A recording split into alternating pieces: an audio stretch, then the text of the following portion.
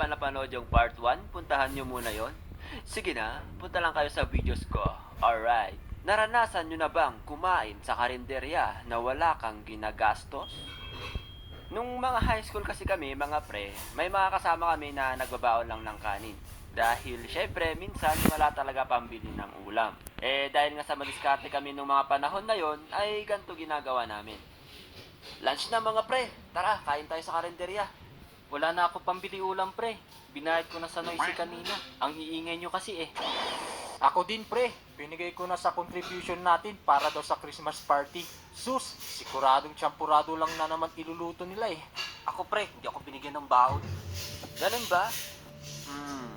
Sige, ganito gagawin natin. Hehehehe. Ayos? Ayos, pre. Approve tol! Tara na, gutom na ako. Hehehe. Ate, isang order nga po sa pork giniling. Yun lang ba? Opo, tsaka 4 na sabaw po.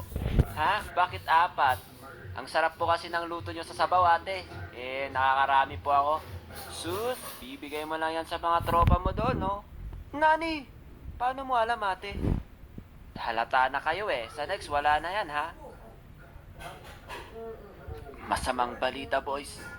Nakasyaringan si ate. Kain na tayo. Bukas wala na daw to. Nung mga totoy pa kami, mga men, ay nagplano kami ng mga tropa ko na mag-hiking sa bundok. Jen, nakikita mo ba yung bundok na yun? Saan dyan? Yung mukhang puwet? Hindi, yung isa.